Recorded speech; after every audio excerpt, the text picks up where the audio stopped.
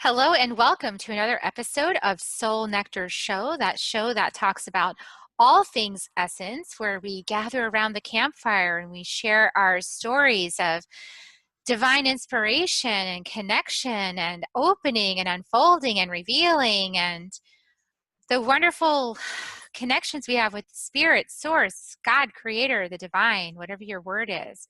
And so I love doing this show. I love gathering around the campfire. I'm your host, Carrie Hummingbird, and I love helping people to take those first few steps out onto their personal conversation with the divine, to learn to navigate the way in Earth School, to make those journeys to start walking the beauty way, what the indigenous people call the beauty way, and how we can walk the earth with beauty in our hearts and love and personal power, and have this conversation with the divine that unfolds in unexpected, mystical, incredible ways to reveal things about yourself that you want to know. So here we are. I always invite wonderful guests on the show, and I'm really excited to invite my friend Indra Singh. Welcome, Indra. Thank you, my love. That's great to be here on Earth Day. On Earth, I know we're recording on Earth Day. You guys won't see this for a while, but it's recorded on Earth Day, so I'm sure that influence will come forward in our conversation. So let me tell you a little bit about Indra, so you know why she's so awesome. Besides her cool blue hair, which I love, Indra is an intuitive guide for those that are ready to face their shadow, embrace their wild inner guru, and live a truly authentic life. She is the creator of the international flower brand Silent Moon Imaginarium, and is on a mission to spread awareness of the power of the flower and vibrational medicine to the masses. I can totally get excited about this conversation because I believe in the power of the flower. Carrie Hummingbird, hello. Indra spent lots of years traveling the world. We're going to hear more about her journey. How did she become this wild one within? What was the magic that led her to her magic, her own magic? So I warned you already. I love transparently sharing stories of our own journeys, because I think it helps make connections for people who are just branching out on their journeys, or maybe a little, maybe you're far along, you've been doing this for years, but it's like exciting to get that renewed, a little nugget of something, to like inspire you again on your journey. We always need the infusion. So tell us about your journey. We want to vicariously live through you. Well, let's start with a brief. I think I've always been very intuitive, and I've always been very open, Carrie, in life, and always knew I was very different. And life was very different for me. And also, I went through a journey of severe eating disorder when I was young. So I kind of went through a strange transformation within my life in what I would class a very dark way. And it was almost like a deep addiction that I was in throughout my teenage years. So I never felt that I had a teenage life. And, I can look back at that now and go, it was a good thing. But at the time, obviously it wasn't, because it was heavy, it was dark. And it was something that led me to now to be able to work with the shadow side that is within us all, and be able to really honor that contrast that we all have. But I think really my main time was when I went to Peru and worked with ayahuasca. And I got the real sense that it was then that I needed to do the work with the flowers, because it was ayahuasca that spoke to me. And it was ayahuasca that said, you have to go back home to the UK and you have to work with the flowers and you have to channel them. And I was like, nah. I'm not going to do any of that. I totally ignored it. I think you'd understand, but I totally ignored it, and I didn't. And it took a couple of years after that to actually realize, hang on, ayahuasca was right, and led me to actually being a channel to all my flower elixirs that I sell worldwide now. So I have really honored the journey through working with moon energy as well. So I don't make my flower essences necessarily in sunlight, although that might start to change a little bit in the near future, and that will be coming soon. I can't give too much away, but I've always made my flower essences in moonlight. And that's because I've found that the people that I've been working with for a very long time now have all wanted to work with their shadow, the deeper part of them, the deeper energy that lies within them. And it's basically kicking them and saying, come on, let's go there and let's really look at this stuff. You know. I do, actually. By the way, people, I've been working with her. I'll just mess up. So I have my little flower essence from Indra here. This is the magnolia, which called to me. When you sign up on her list, you'll get some emails that lead you in different directions or different suggestions or whatever. And this was one of the suggestions. And actually, a couple of years ago, I planted a magnolia tree in my backyard because I wanted a little shade. I wanted a little like screen from my neighbors in the back. I wanted a little privacy. So I'm going to plant this magnolia tree right here. And like, it'll be perfect for my back porch. It'll screen the whole driveway that they have right there. And it's taken a while to grow, but I love it because it has those beautiful flowers, so I wanted the flowers. It's like a bush, bush tree. So anyway, so when I saw that, I was like, that's too much of a synchronicity to ignore. Like I'm going to go for the magnolia. I've never worked with magnolia. And it does. It kicks off the shadow side. Like it definitely prompted me to explore some things this weekend, as I was telling you. So how I understand it, is this because you asked me when I asked for the flower essence, you said, okay, well, what's your intention? Now, I understand in my work with clients that intention is really important. It like kicks things off. But so I want to hear from your perspective, though. The reason why I ask people to give me an intention is because I really want to, when I make the bottle up for you, I work with your intention. Basically, I am the vessel between you and the bottle, okay? I just want to work with you directly, but I can't because you're in the States. So I become the vessel to what you want the bottle as I'm making it for it to do for you.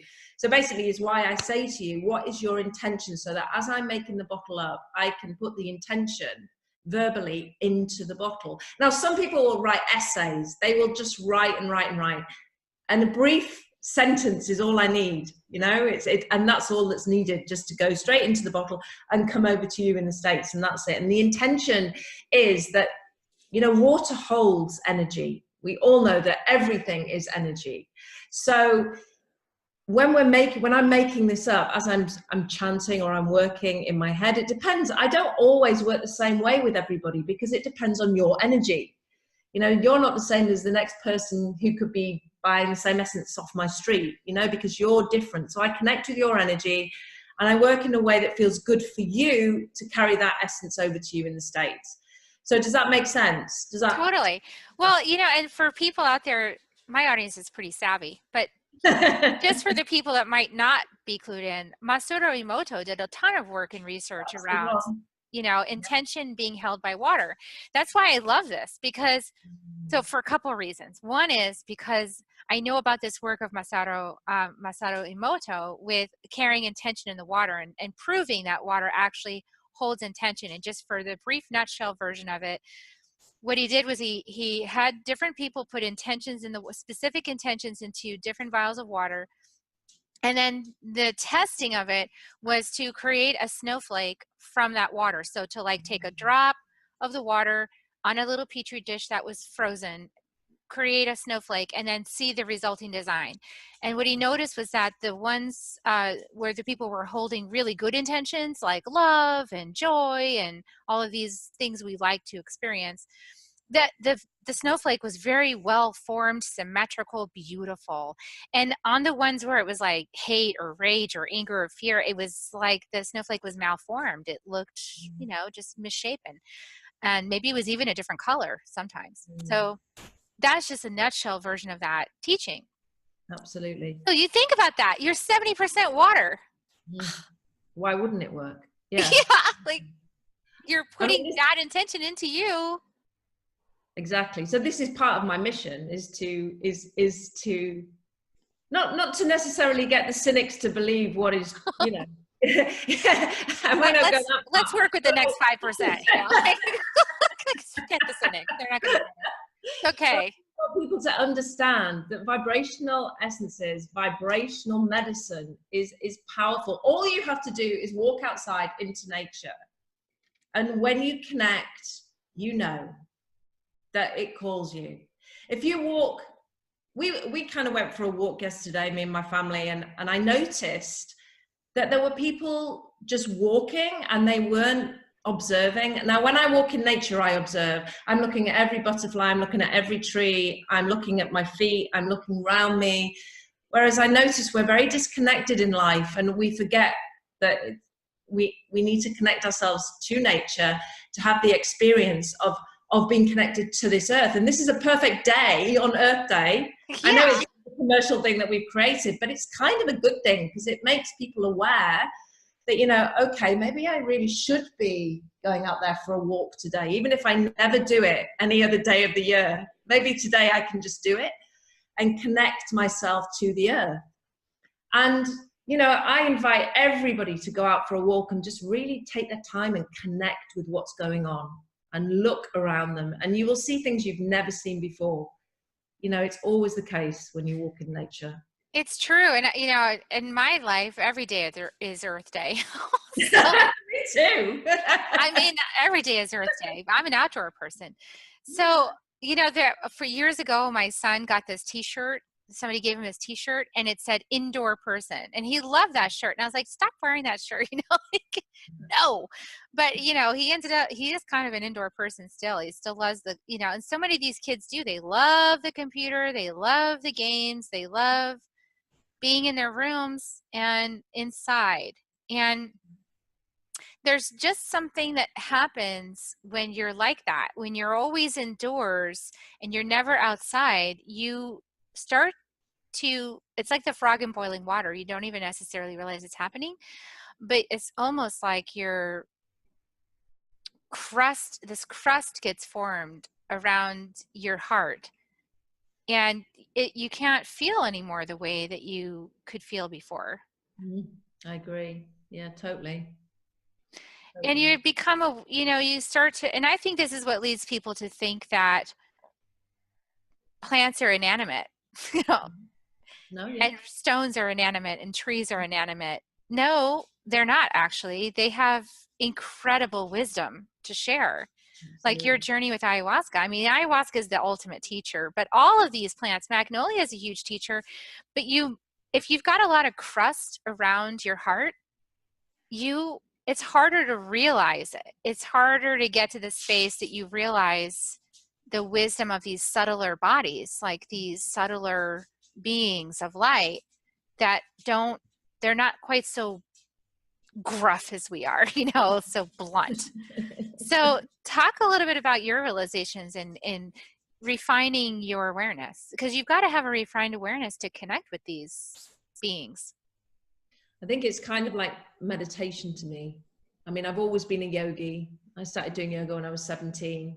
So I've always been into meditation, to yoga, and I noticed that throughout my journey that my inner guru my guru was here. It was within me, not traveling around the world looking externally for my guru. My guru was here in my heart.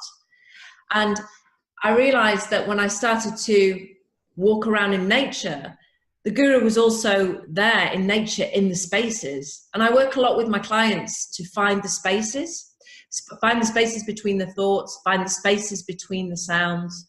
And that's what I like to work with, is finding the space. And I do that a lot in nature when I'm walking in nature, you know. And I would love to get everybody together and just get us all to listen to what's going on around us, because we love to add voice, we love to add music, we love to add just sound, talking. And I often think we don't sit in the quiet enough. We don't sit in nature enough. We don't sit in the peace of nature and just the natural sounds around us. And that's my real journey. I was looking the other day at the trees, and here in the UK, as of yet, we don't really have any flowers or very many leaves on the trees yet. They're quite late this year. And I was just looking at some of the trees that were still in their winter mode, and they're basically upside down lungs. I mean, when we look at them, their branches are just like our lungs. They're the lungs of the planet, you know? And if you look at a tree, you can see that. You can see its glorious lungness. Yeah. It's just, they help us to breathe, you know? And we Well, just they don't. help us to do more than that if we ask them to. I Yeah, mean, absolutely. Yeah, absolutely. I'm always teaching people to go sit with your spine against a tree and ask the tree to support you in releasing any negative energy from your spinal column that needs to go down and be transmuted in the earth, right? Like the tree's already configured that way. It's already set up to take, you know, used up negative, whatever, energy that needs to be recycled. It's already set up to go down with that and pull up clean nutrients. Like it's already set up that way. So you might as well ask it to support your, why not? It's happy to do it. So you just sit with your back. So because people think this stuff is crazy, indoor people have so much crust around their hearts that the subtleness of feeling, the subtleness of feeling isn't there's something covering it. There's that crust that covers it up that they don't perceive it right at first because they're so walled off from their senses and Absolutely. the refinement of energy. So I say, would you just run the experiment? Like go sit with your back against a tree for 15 minutes, close your eyes, put one hand over your heart, one over your belly, ask the tree out loud or in your mind to like help you release energy from your spine and get new energy in. That's it. Just do that for 15 minutes and just see. Do you feel better after? Absolutely. And I love the way you stopped when you said negative, because it's exactly what I do. I don't use the word negative because I think every situation serves us. It's just might be something that doesn't serve our life anymore that we need to release. But I love the way you went negative and then you went like that, because I do that too. Negative. Yeah, it's not exactly negative. It's just that we don't prefer it. Like we don't prefer to feel uncomfortable.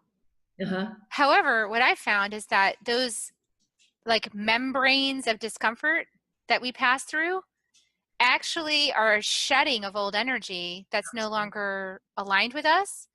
And then we liberate from it, and then we have more spaciousness and freedom. So it's just Which sort is of what the essences do. That's what the flower essences do. They peel away the onion layers. It's exactly what you say.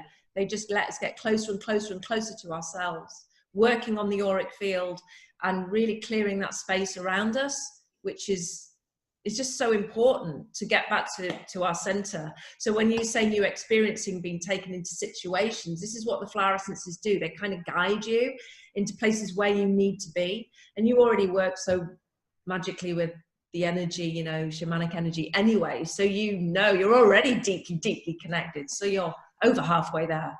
Well, I realize because I'm aware that this whole thing is a dream. So that's something that people, when your mind has a tight grip on reality, when your mind has a tight grip on reality and you think you're in control of it and you're like, it's very hard edged and I know exactly what the next step is. And you're like this, so you know, like, and I know this because I've been there when you're like, got this all together, you know, and I'm going to work out from 6 to 6:15 and then I'm going to meditate for 5 minutes and then I'm going to get in my shower, you know, like that kind of rigid control over everything. When you're in there, you think that you're awake. And then as you actually wake up, you realize, oh, that was some false personality within me that was creating this reality that's not a real, it's just another program in my field. Like it's just a program. And I can turn that program off and then I can have this other whole thing start to happen in my life, which is pretty magical. And that's why I don't live crazy anymore. Like they think I'm crazy, but my reality, I think it's crazy. See, I think the whole current reality that Western society has is a little crazy. It's upside down world. It's like stay as busy as you can, and the ego, who's saying that? The ego. The ego is like stay as busy as you can because I'm not losing control. Like if you're too busy to meditate, I get to stay in control. You know, like yahoo, let's keep it busy in here. So it just gets busier and busier and busier. But really, when you let go of that and face the fear membrane of like letting go of that, so much spaciousness, right? Absolutely. And when you face your shadows and your fears, so talk about like the shadow and the fear, like what is all that from your perspective? Well, to me, the shadow and the fear side is the contrast of what we don't like. We don't like to see it coming up. And when we see it coming up, we run away because we're taught and we're conditioned to be this perfect person. Many of us anyway. I always see the people in the 80s who were born around that time and were teenagers at that time. We're all kind of conditioned to be that way. And they tend to be the people I work a lot with, you know, the sort of between the 30 and 55-year-old group of people who was so conditioned to, we have to be this way, we have to be the good people, and we have to work this way, and we have to treat life this way, and we have to not be able to honor our deep feelings. And then when we start to look at those things that come up, especially when they come up with the flower essences like jealousy, anger, resentment, hatred, all those things that come up, we're there, they come up and they sit in front of us, and we're able to go, okay, now how do I deal with this from a place of honoring that these bits of me are part of my jigsaw. These are who I am. And if I can honor them, then I'm not saying you're going to ever release them, but you're going to bring them into your life in a way where you're able to turn them around and make yourself feel better. That Abraham Hicks uses a term called better feeling place.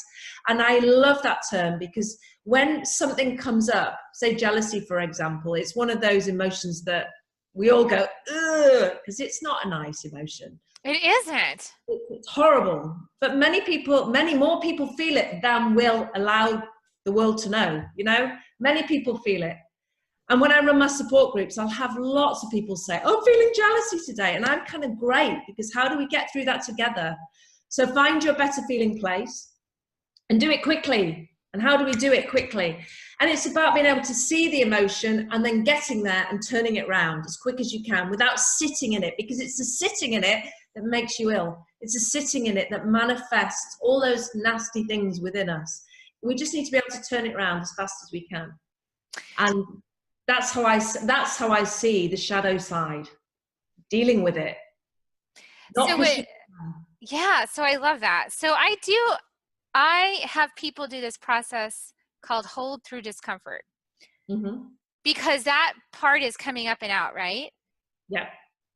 What makes it worse though is the stories.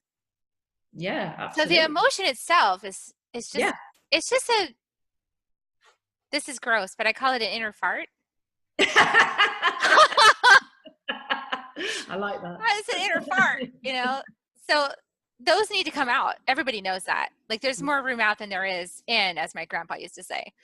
So you got to let it out. You got to let it out, you know, like, but not attach any stories to it. Because the moment you let your brain attach a story to that feeling, now you're generating more of it.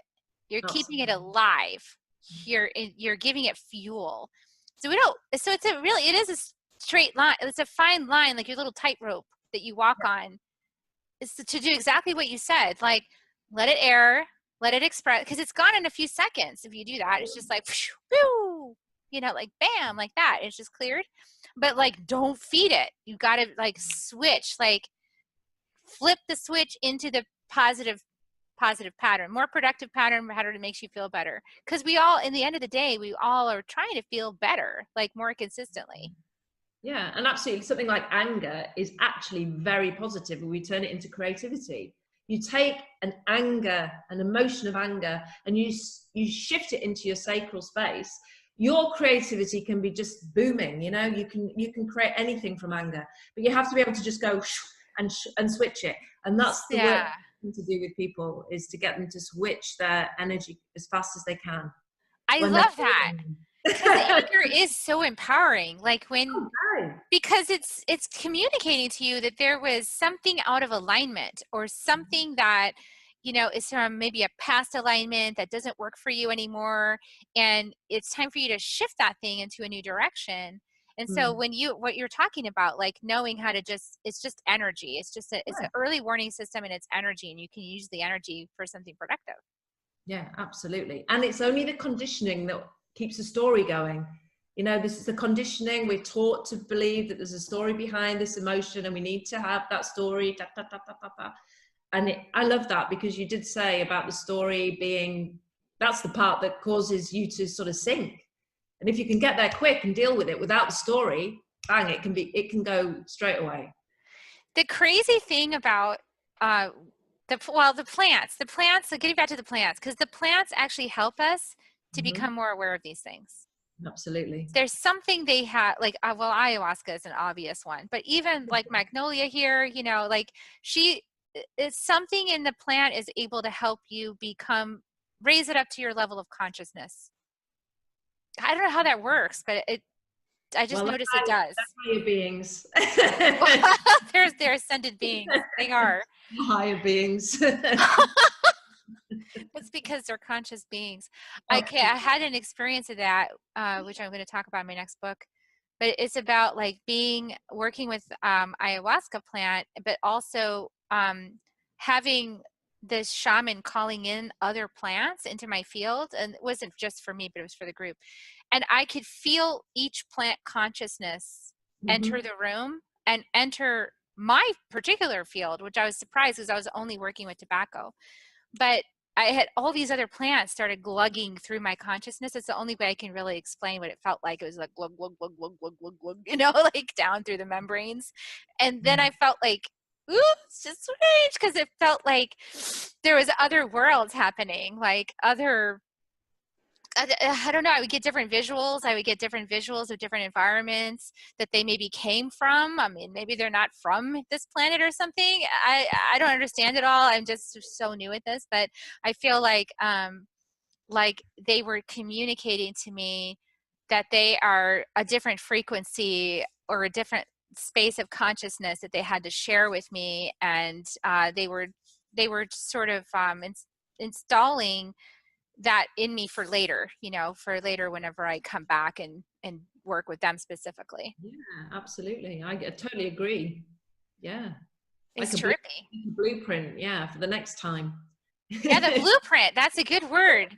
Blueprint for the next time. Yeah. Absolutely. Yeah. So that's really how I've become aware in a deeper level. In a way I can't deny it. Like there's no denying it. You know, before when I was working with the flower essences, I could be a little bit more like, oh, I think that's happening. I feel like that probably is happening, but it's probably a matter of belief, right? Like I was in that space, but not since I've been in the jungle.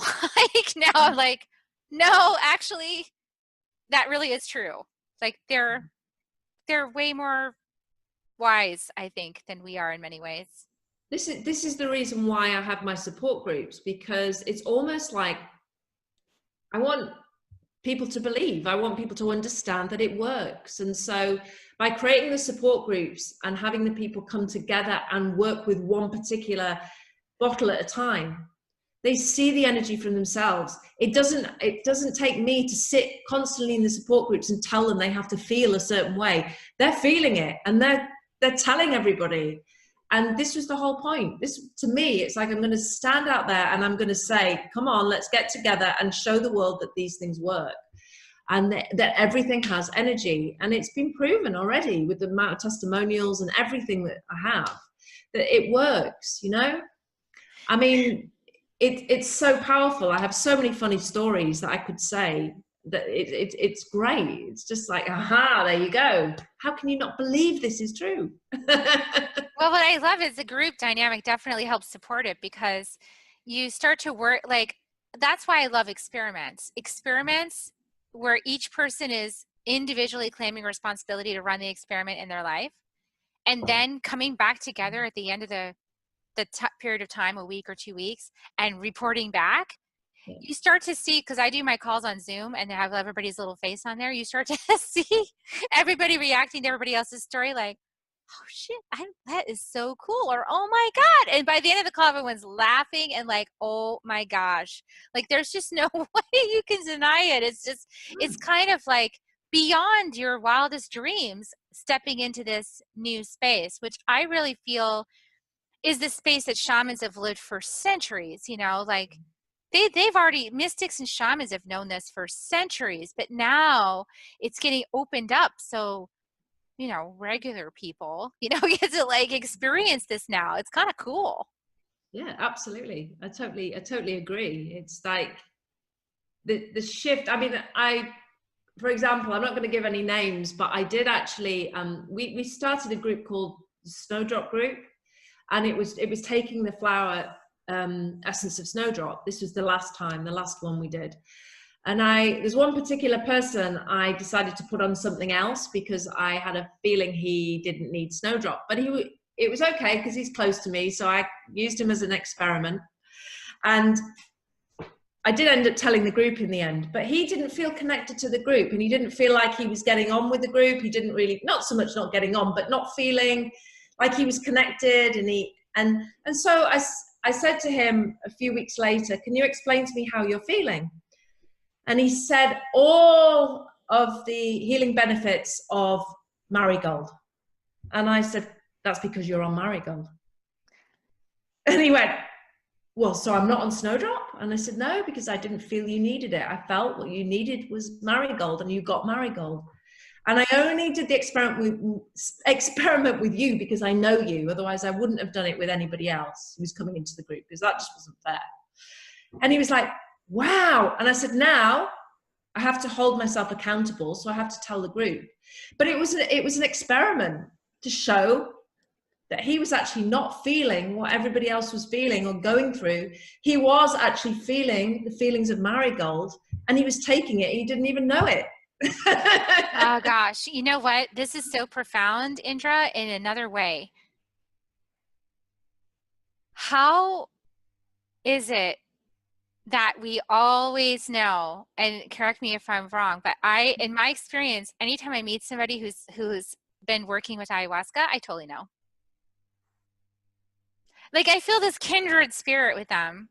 And then somewhere along the line it comes out and we're like, oh, well, all right. We've got the same energetic component to our framework.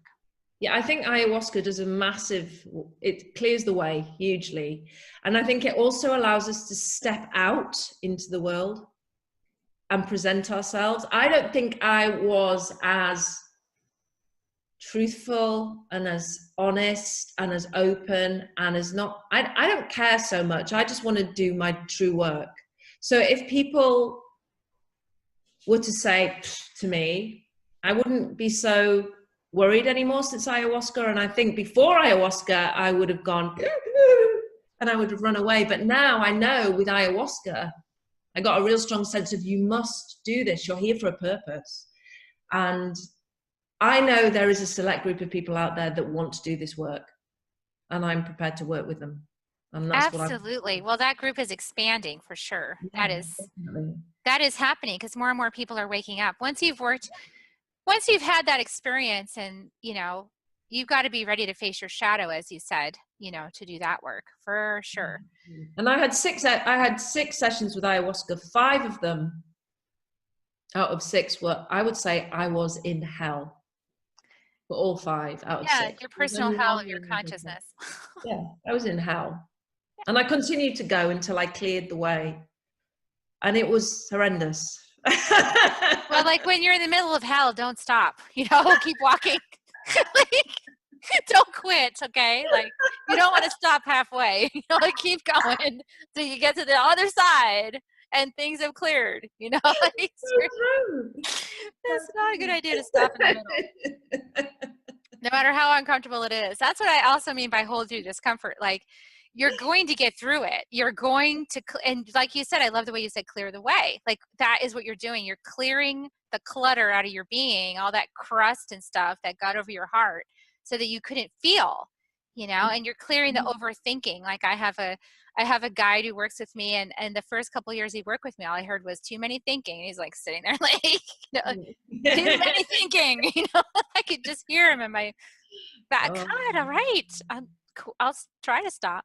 So, you know, we have a culture of, we have a whole world of too many thinking right now. And when there's too many thinking going on, the brain just, you know, there's so much crust and too many thinking that the subtlety of a teacher like Magnolia could completely escape you.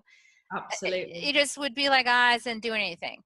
you know, but when you clear the crust out, you know, like with a sledgehammer, like ayahuasca, like, you know, then, you know, now everything is cleared up and you can actually witness the refinement that's being presented to you by these other plant teachers. And I started calling them plant teachers, and somebody said to me, plant teachers, the other day. And I said, yeah. So let me explain this concept to you. Like, these plants are conscious, and they just have a different consciousness than we have. And we can learn a lot from them. They're super wise. And they're very, I mean, just aside from the fact that there's plants we know that are healing, there's just plants that flat out have wisdom. Absolutely. That's it. They just have wisdom.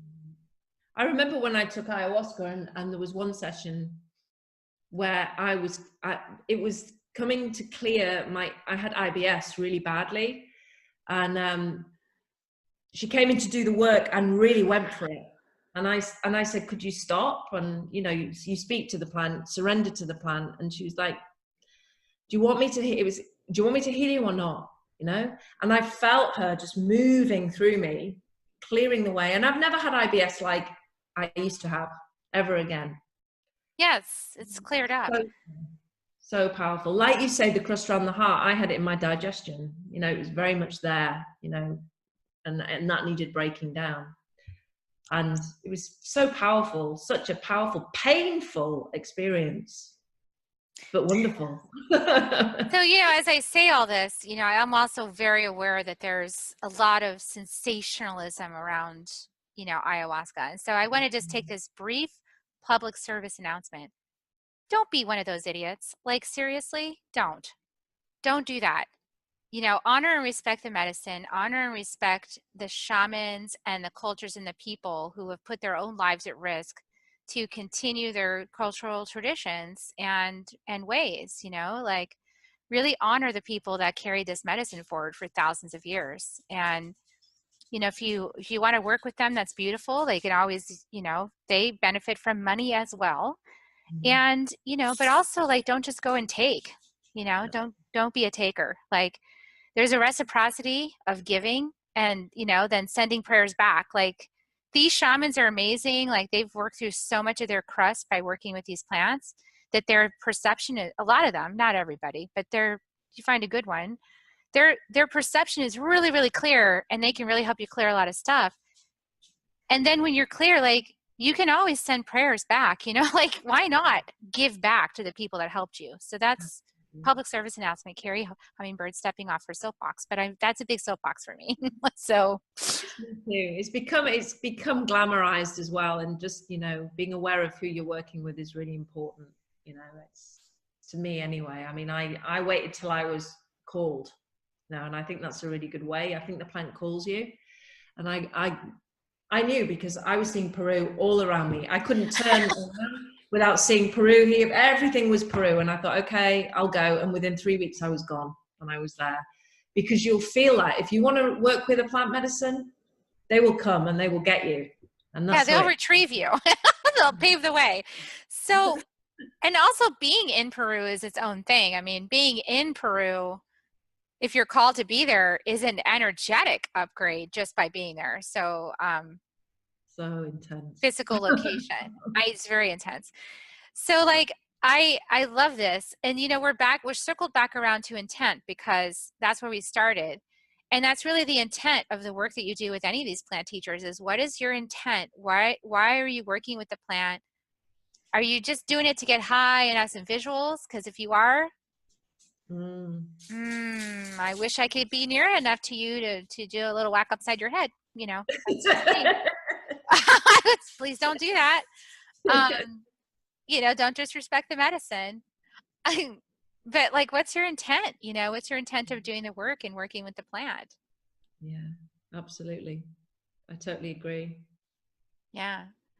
So, well, how can people work with you? I know that you've got a free download that they can of rituals, right?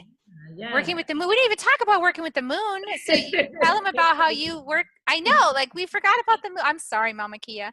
So, you know, tell us about the moon and how that relates to your work and how people can work with you. First of all, make it straight. I'm not an astrologer. So if there's any astrologers on here, I'm not an astrologer. That doesn't interest me. I worked with the moon through my own ritual work. So I just wanted to connect with the cycles of the moon, the energy of the moon. I guess in a way, let's put it in inverted commas, divine feminine. I do work with men as well, but I wanted to connect with the shadow deeply. And that was why I connected with the plants, and I connected through the moonlight energy, because I wanted to work with my own shadow. So the moon came in quite strongly through my own ritual work. So what I have as a download is 6 magical moon rituals, which I basically give away for free at, do you have the link for that, or do you want me to? I do. I have a link down below. So just find it in the email or in the show description, show notes, and click it.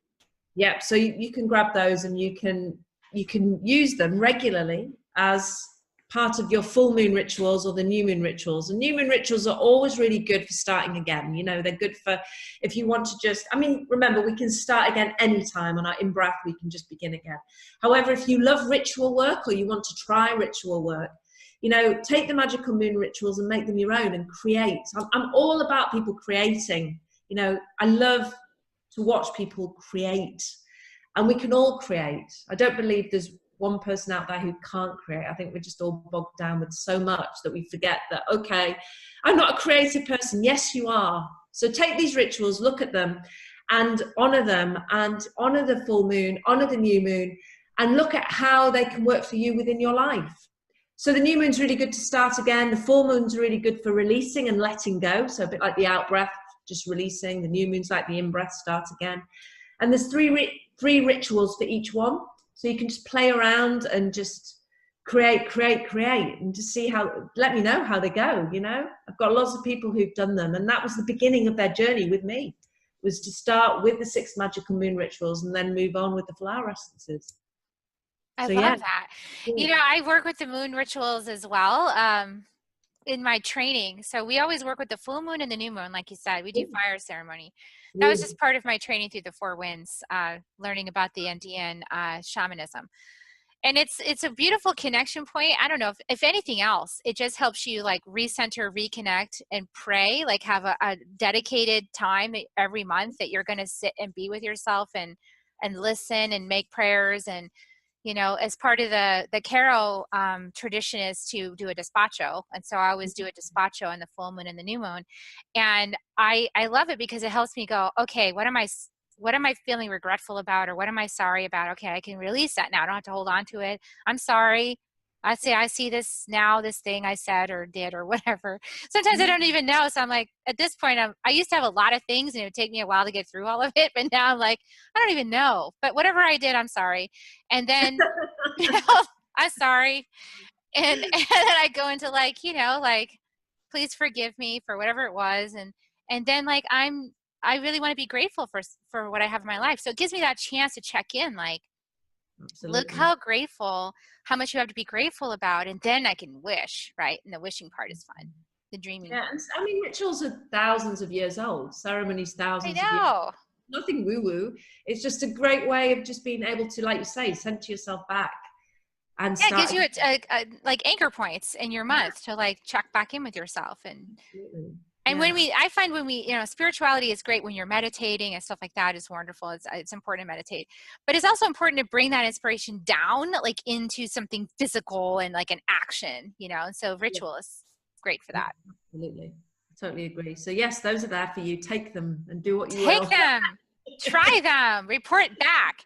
And, you know, you can always report back on this broadcast. If you saw this on Soul Nectar Show, add a comment. If you saw it on iTunes, add a comment. YouTube, wherever you found it, like add a comment. We're going to see it, you know, then we'll respond. Definitely. Awesome. Well, thanks so much for sharing your wisdom today. It's such a blessing. Thank you. It was fun. Yeah, I didn't want it to end. I was like, what else can we talk about? Oh, but I can feel it's time to go. I want to.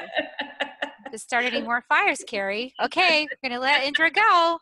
Oh, it was so much fun hanging out with you today. I hope you guys all enjoyed this broadcast. And, you know, let us know what you thought, like I said, and try it out. And, you know, just realize that, you know, a big powerful tool like ayahuasca is a powerful way to get unstuck from all your crust.